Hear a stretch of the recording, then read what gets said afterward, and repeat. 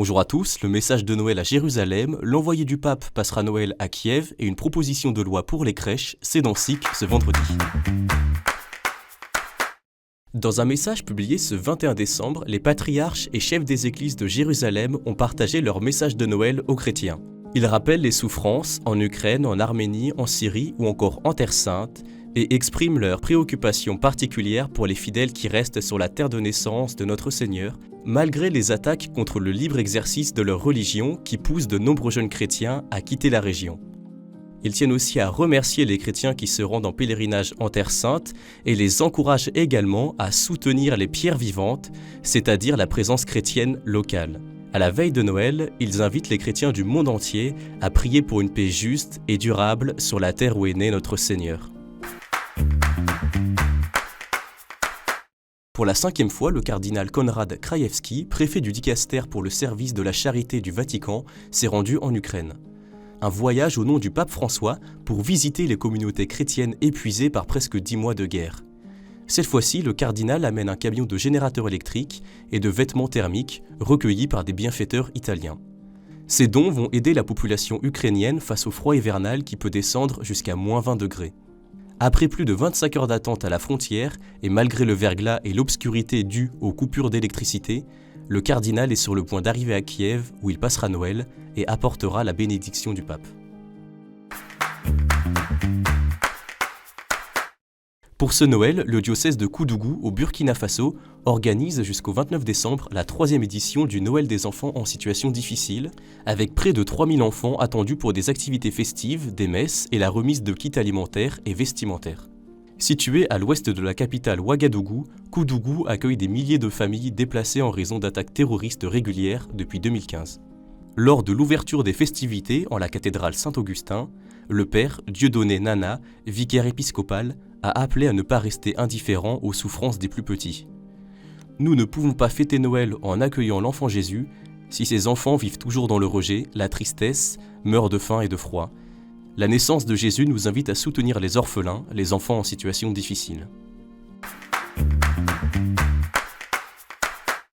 Cette semaine, le père Johann Verzuren, délégué du supérieur général des Jésuites à Rome, a invité toute personne victime ou témoin d'abus du père Marco Rupnik à se faire connaître via l'adresse mail teamreferente.dir@gmail.com. Début décembre, la Compagnie de Jésus avait révélé avoir pris des sanctions à son encontre dès sa connaissance des faits.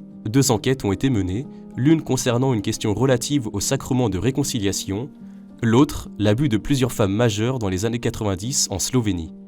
Jusqu'à aujourd'hui, les jésuites ont maintenu les mesures de restriction prises, comme l'interdiction d'administrer le sacrement de la réconciliation, d'assurer des accompagnements spirituels et d'exercer des activités publiques sans la permission de son supérieur local. Cette affaire a aussi des conséquences artistiques en France. Suite à ces révélations, le diocèse de Versailles a rompu toute collaboration avec le père Rupnik, qui devait réaliser les fresques de la nouvelle église Saint-Joseph le Bienveillant à Voisins-le-Bretonneux. Pas de publicité à Noël pour les chrétiens d'Orient. Dans un communiqué publié ce vendredi 23 décembre, l'œuvre d'Orient déplore que la chaîne de télévision Arte ait décidé de couper la voix aux chrétiens d'Orient. L'association précise, alors que la guerre se poursuit en Ukraine, que la situation se dégrade en Arménie, que l'on assiste à des résurgences de Daesh en Irak et en Syrie, la chaîne franco-allemande a annoncé son refus de diffuser des spots payants dans le cadre de la campagne de Noël. Face à l'urgence des besoins de ces populations, l'association demande à Arte de revenir sur sa décision.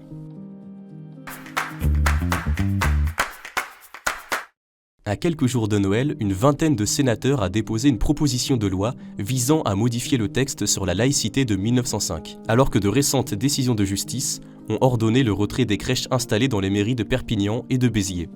L'objectif du sénateur Stéphane Le Rudulier, porteur de cette initiative, préserver l'expression et les symboles de nos traditions et de nos racines, et permettre l'installation de crèches de Noël, mais également de santons, sapins, galettes des rois ou œufs de Pâques dans les bâtiments publics tels que les mairies.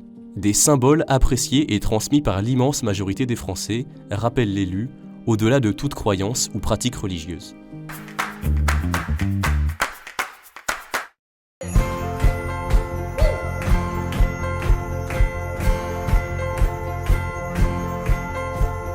Les anges dans nos campagnes ont entonné